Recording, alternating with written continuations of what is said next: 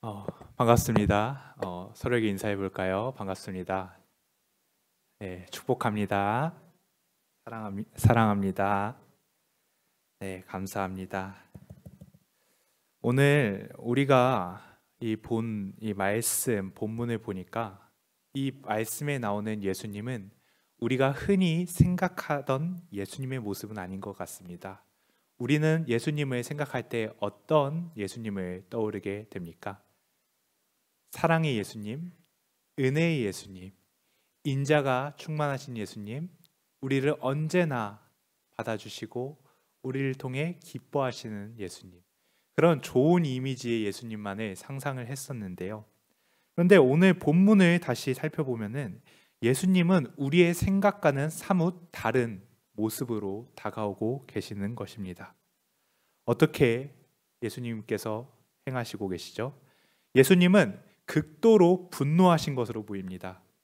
예수님은요, 극도로 분노하셔서 심지어 폭력을 행사하는 것으로 보입니다. 그리고 이 예수님의 분노는 아무도 막을 수 있는 사람이 없는 것 같습니다. 그렇다면 왜 예수님께서는, 무엇 때문에 예수님께서는 이토록 분노하고 계실까요? 그 이유를 알아보기 위해서 우리가 다시 한번 본문을 살펴볼 필요성이 있을 것입니다. 자, 13절을 제가 드린 유인물을 13절 한번 보시면요, 이렇게 나와 있습니다. 유대인의 유월절이 가까운지라 예수께서 예루살렘으로 올라가셨더니. 자, 유대인에게 있어서 꼭 지켜야 할 명절들이 있습니다. 그 명절들 중 가장 중요한 명절이라 함은 유월절입니다. 유대인들은 유월절을 지키기 위해서 예루살렘으로 모여들었습니다. 왜 유대인들은 예루살렘으로 모여들었을까요? 그곳에 바로 성전이 있었기 때문입니다.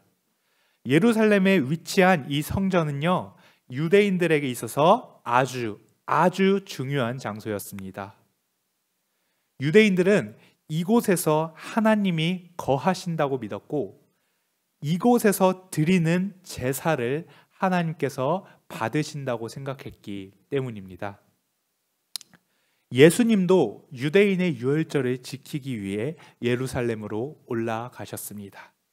그리고 성전에 도착하셨습니다.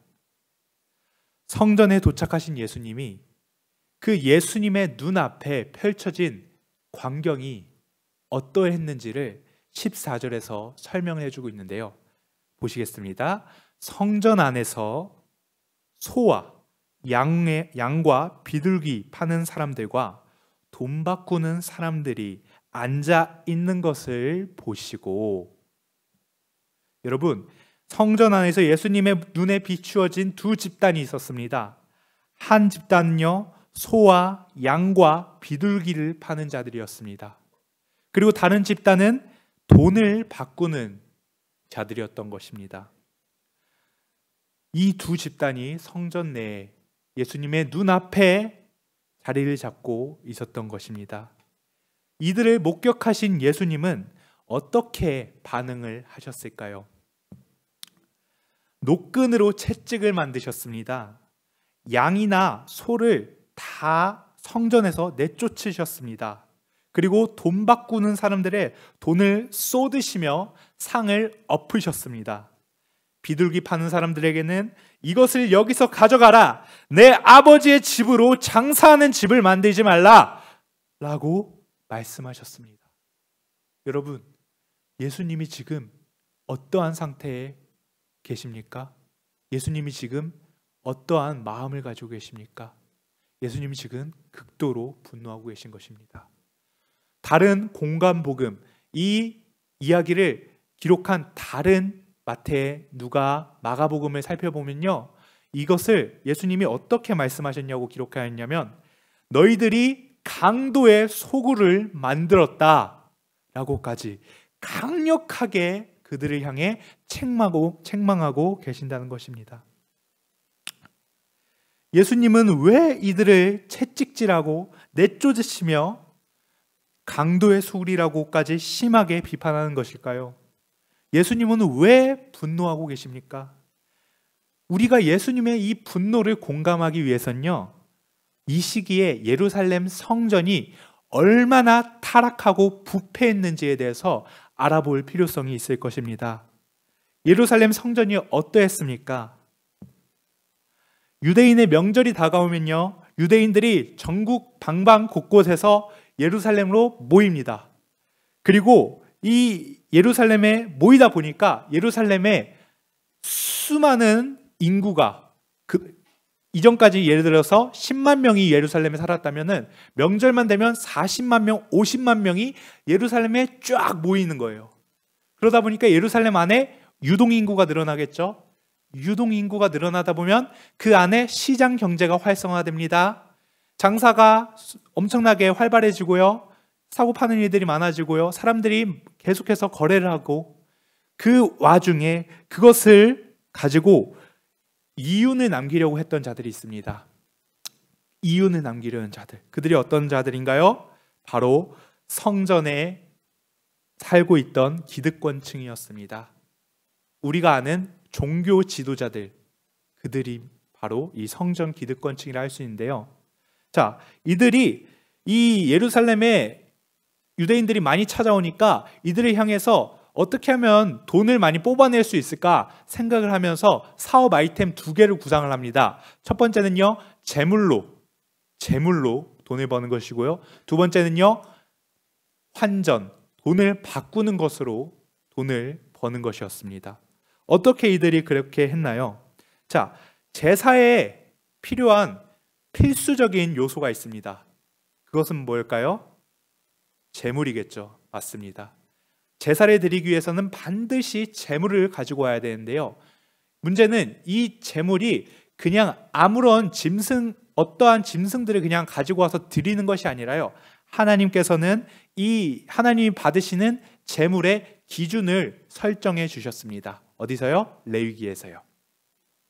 그 기준은요, 어떻게 말씀하시냐면요, 흠도 점도 없는 온전한 깨끗한 건강한 짐승이어야만 했던 것입니다. 그런데 생각해 보십시오. 유대인들이 예루살렘 근처에만 살고 있었던 것이 아닙니다. 예루살렘보다 더 먼 곳에서 사는 유대인들이 있었어요. 이해를 쉽게 하기 위해서, 자, 수원에 우리가 예루살렘이 있다고 생각해 봅시다. 근데 부산에서 제사를 드리기 와요. 근데 부산에서 그 당시에 KTX가 있겠어요? 버스가 있겠어요? 아무것도 없이 걸어와야 되는데 그 제물을 이끌고 과연 그 먼 곳에서 이 수원으로 올 수 있을까요? 안 되겠죠.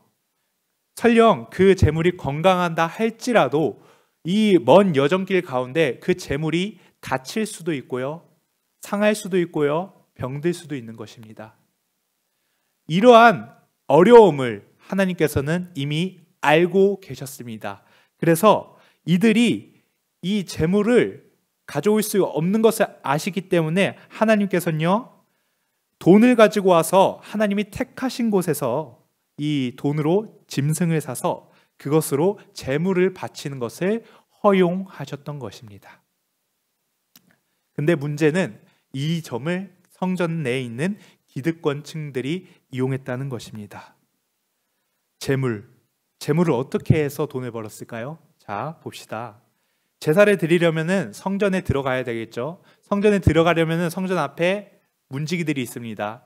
이 사람들이 검시관인데요, 이들은 이 제물이 온전한지 그렇지 못한지 판단하는 사람들이었습니다. 그들이 유대인들이 가져온 제물들을 살펴보고요, 판단하겠죠. 아, 이 제물은 안 된다, 이거는 제물로 드릴 수 없다. 그런데 이거를 공정하게 판단을 했어야 되는데 이 검시관들 또한 유대의 기득권층들과 결탁한 자들이었기 때문에 그들은 특정한 조건에 만족하지 않으면 그 짐승을 제물로 드리게 하지 않았습니다. 어떤 조건일까요? 아까 성경에도 기록되어 있듯이 성전 내에 제물을 사고 팔 수 있는 상점을 설치해서 그곳에서만 사는 짐승만 제물로서 인정해 주는 것이었죠. 아무리 내가 가져온 게 온전할지라도 상관없이 무조건 성전 안에서 사고 무조건 자기들이 요구한 조건에만 부응하는 짐승만 제물로서 인정한 것입니다. 그런데 이 성전 안에서 파는 제물들은 밖에서 사는 것보다 훨씬 더 비싼 가격에 팔고 있던 것이었죠. 자, 제물로 이혼을 남기려 했던 그들의 그 마음이 느껴지십니까? 자, 두 번째는 이 성전세입니다.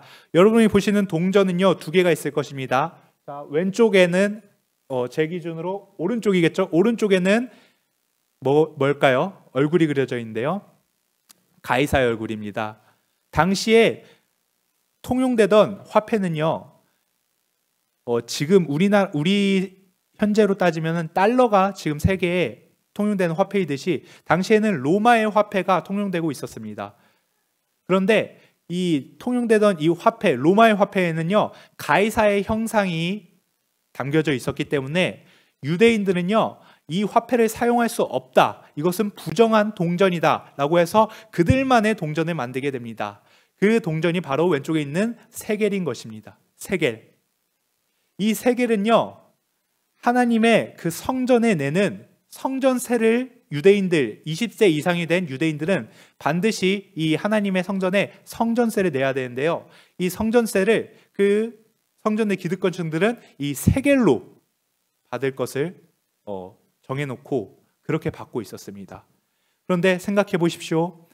로마의 화폐만을 가지고 있는 사람이 유대의 그 성전에 가서 성전세를 내야 하는데 이 화폐로는 낼 수 없으니까 세겔로 바꿔야만 했습니다. 그런데 그 바꾸는 와중에 그 돈을 바꾸는 자들이 그 환전하는 수수료를 어마어마하게 챙겨가는 것입니다. 그럼으로써 그들의 배를 불리는 것이었죠. 여러분, 재물 그리고 성전세, 이것은 누구를 위한 겁니까?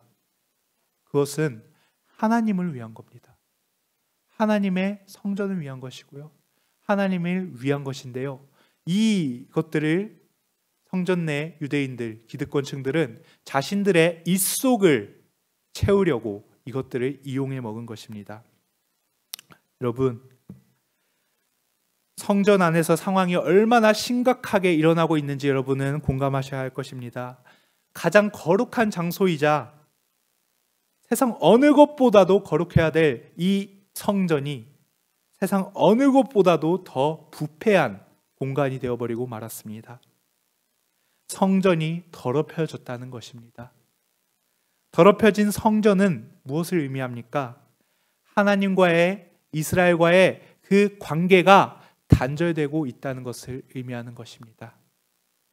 그렇기 때문에 예수님은 분노하시면서 그들을 향해 말씀하신 것입니다. 내 아버지의 집으로, 장사하는 집으로 만들지 말라. 너희가 강도의 소굴을 만들었도다. 여러분, 예수님의 이 안타까움이 느껴지십니까? 예수님의 입에서 터져나오는 이 한숨이 여러분의 귓가에 들리고 계십니까? 예수님이 누구신가요? 창녀를 품으신 사랑의 예수님입니다. 예수님이 누구신가요? 강도조차 용서하신 용서의 예수님입니다. 그런데 이 예수님조차도 참지 못하는 죄가 있었습니다. 이 죄가 성전 안에서 자행되고 있었던 것입니다. 이들이 행했던 그 죄는요, 바로 위선이었습니다. 위선.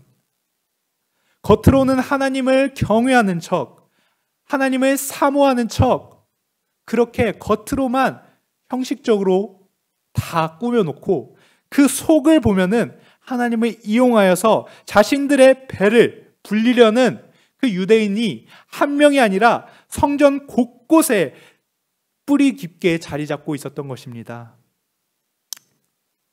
그들의 위선으로 드려지는 이 제사는요, 형식주의적인 제사일 뿐입니다. 형식주의적인 제사가 뭔가요? 그곳에는요, 그 제사에는 하나님을 향한 사랑이, 하나님을 향한 두려움이, 하나님을 향한 공경함이 하나도 없는 제사인 것입니다. 그곳은 더 이상 거룩한 성전이 아닙니다. 그곳은 그저 시끌벅적한 강도들의 소굴일 뿐입니다. 그곳에서 드려지는 제사를 하나님께서 기뻐 받으셨을까요?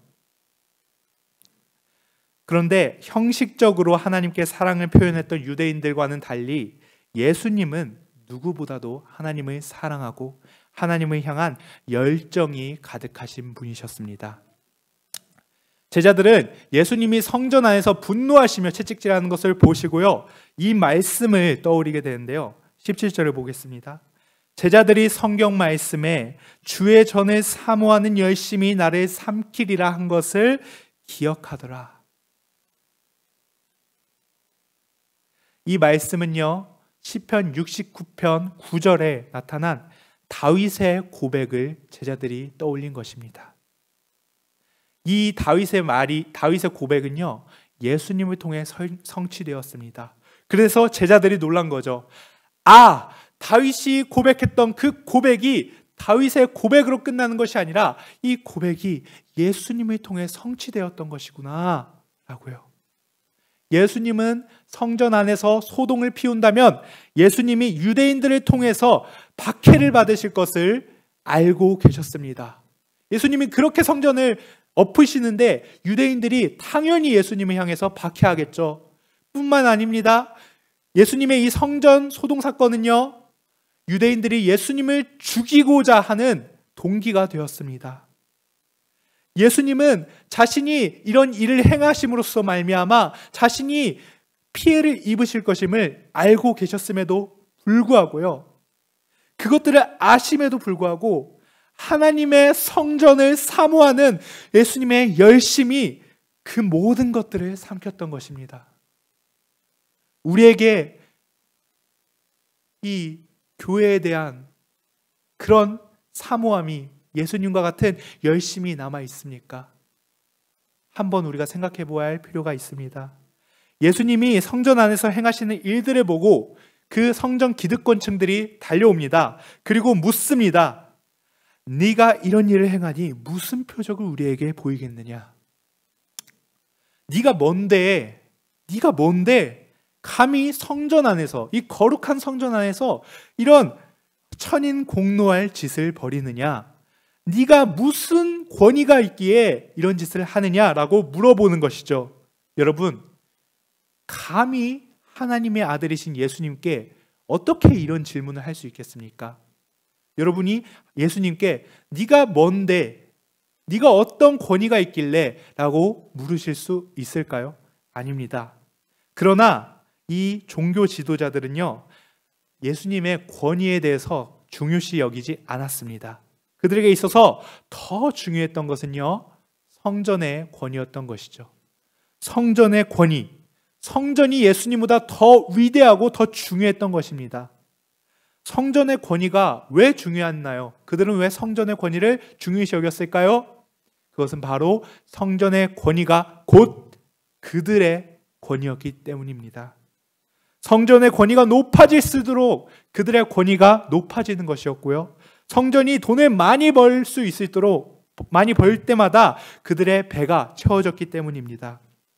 여러분, 자신의 권위가 최고라고 이야기하는 이 종교 지도자들, 이 유대인들의 그 질문이 얼마나 예수님께 무례하고 얼마나 예수님께 교만한 질문이겠습니까?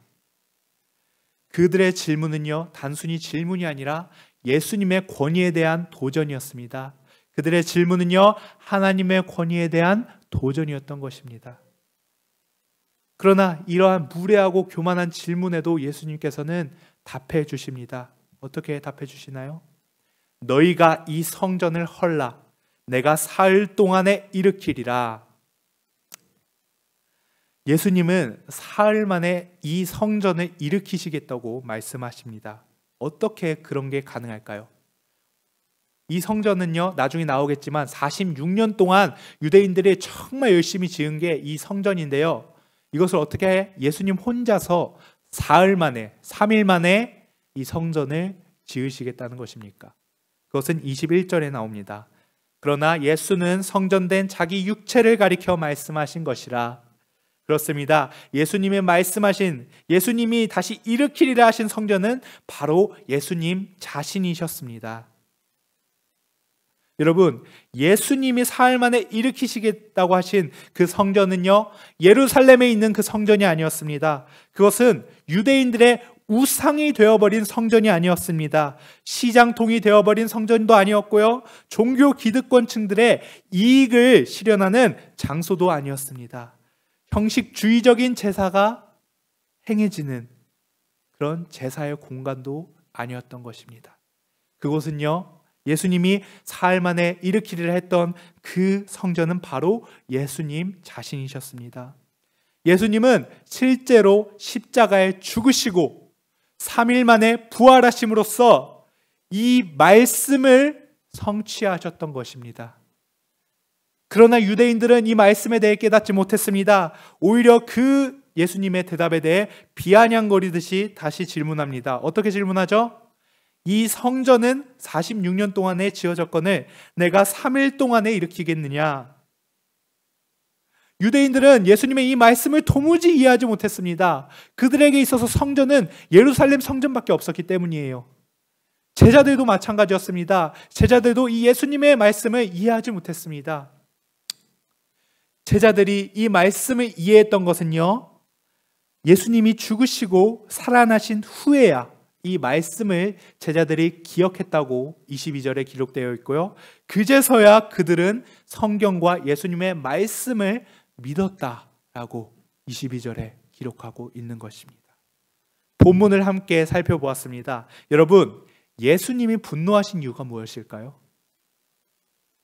그 이유는요, 성전의 본질을 잃어버렸기 때문입니다. 본질을 잃어버린 이 성전은요, 형식적인 제사만이, 탐욕스러운 욕심만이 남아있을 뿐이었습니다. 성전의 본질은 제사입니다.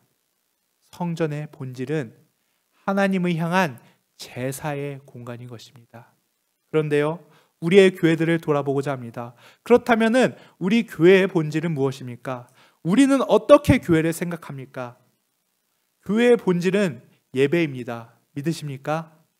교회의 본질은 예배입니다. 교회의 본질은 예배하는 곳입니다. 우리가 교회에 모이는 궁극적인 목적은요, 하나님을 예배하기 위해서입니다. 하나님을 예배하기 위해서 우리가 이 자리에 모여 있는 것입니다. 그러면 우리는 다시 질문할 수 있겠습니다. 아니, 나는 예배, 주일 성수 잘 합니다. 주님, 나는 수요 기도회, 새벽 기도회, 주일 예배, 그리고 그 예배 모든 모임들 저는 잘 나갑니다. 그럼 저는 괜찮겠지요?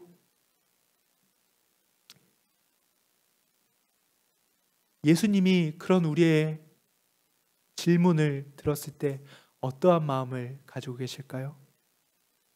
우리의 예배는 어떠한 예배입니까? 우리의 예배는 그 안에 무엇이 담겨져 있는 것입니까? 하나님은요, 온전한 예배를 원하십니다. 하나님은요, 형식적인 예배를 받지 않으십니다.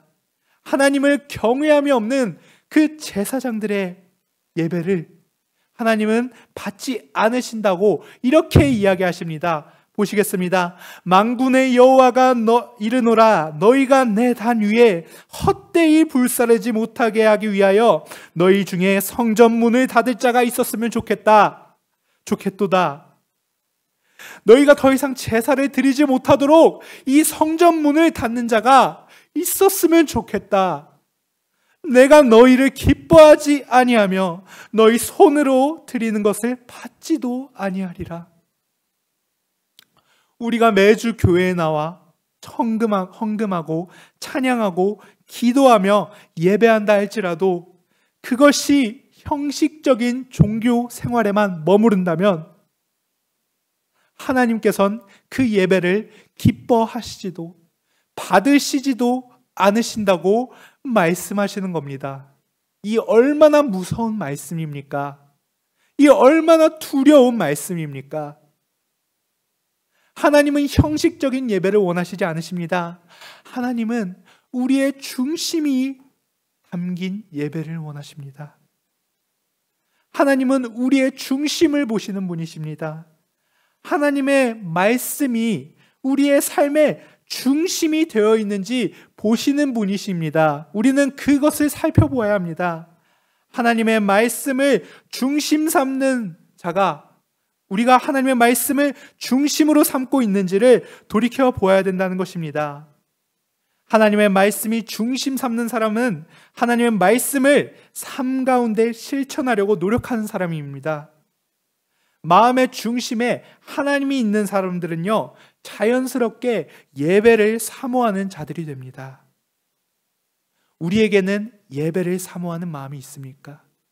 우리에게는 예배를 소중히 여기는 마음이 있습니까? 우리는 예배를 사모하는 마음을 회복해야만 합니다. 이 그림을 보십시오. 성전을 허물라고 말씀하신 예수님의 마음을 우리가 헤아려 보길 원합니다. 성전의 본질을 잃어버리고 타락해버린 이 예루살렘 성전을 보시며 예수님은 우셨다고 기록되어 있습니다. 눈물을 흘리셨습니다. 애통해 하셨습니다. 오늘날도 그렇습니다. 형식적인 예배 가운데 교회의 본질을 잃어버린 우리의 예배를 바라보실 때 예수님은 얼마나 안타까워하며 슬퍼하시겠습니까? 우리는 교회의 본질을 회복해야 합니다. 우리 교회의 본질은 예배입니다. 이 예배를 우리는 회복해야 됩니다. 믿으십니까? 예수님은요, 요한복음 4장을 통해서요, 그렇다면 우리가 어떻게 하나님, 우리가 어떻게 예배를 드려야 합니까? 라는 질문을, 답을 내려주셨습니다. 어떻게 말씀하셨냐면요, 아버지께 참되게 예배한 자들은 영과 진리로 예배할 때가 오나니 곧 이때라. 아버지께서는 자기에게 이렇게 예배한 자들을 찾으시니라. 하나님은 영이시니 예배하는 자가 영과 진리로 예배할지니라. 함께 읽겠습니다. 시작. 하나님은 영이시니 예배하는 자가 영과 진리로 예배할지니라. 아멘. 아멘. 하나님은 영과 진리로 예배한 자를 찾으십니다. 아멘. 하나님은 그런 자들을 참된 예배자라고 부르십니다. 믿으십니까? 참된 예배자가 무엇입니까? 그 예배자는요, 하나님을 경외하며 나아가는 자입니다. 하나님을 너무나도 사랑하고 하나님을 두려워하면서도 그러나 하나님밖에 없습니다 라고 고백하며 하나님께로 나아가는 자가 바로 참된 예배자인 줄 믿습니다. 하나님을 참된 예배자가 무엇입니까? 자신의 삶과 몸과 마음을 하나님이 기뻐하시는 산 제물로 드리는 자가 바로 하나님이 기뻐하시는 예배자입니다. 우리의 삶, 우리의 매일매일을 하나님이 기뻐하시는 삶으로, 그 순간들로 채우는 것이 바로 참된 예배자의 삶이라는 것입니다. 믿으십니까? 하나님은 또한 어떤 자를 찾으십니까? 하나님은요, 우리 영과 진리로 드려질 그 예배를 소망하며 기도로 준비하는 자를 찾으십니다. 오늘 이 드려지는 이 예배가요, 누군가에게는요, 정말로 간절하게 기도로서 준비된 예배가 될 수 있을 것입니다. 또 어떤 이에게는 그냥 형식적으로 드려지는 예배가 될 수도 있겠죠. 그런데 하나님은요, 원하시기를요, 우리가 이 예배를 준비하는 그 마음 가운데 이런 마음을 품기를 원하실 겁니다. 하나님, 나 이 예배 가운데 하나님 만나고 싶어요. 하나님, 나 이 예배 가운데 하나님 경험하고 싶어요. 하나님, 나 이 예배 가운데 하나님의 그 뜻을 알아가고 싶어요 라고 고백하며 준비하며 이 예배를 사모하며 기다릴 것입니다. 여러분, 결론을 맺고자 합니다. 찬양단 나와주시면 감사하겠습니다. 예수님은요, 성전의 본질을 잃어버리신 채 장사하는 집이 되어버린 이 성전을 헐어버리라고 말씀하셨습니다. 예수님은 그러할 권위가 있으신 분이셨습니다. 예수님이 그런데 허물라고 말씀하신 이 성전은요, 예수님 자신이셨습니다.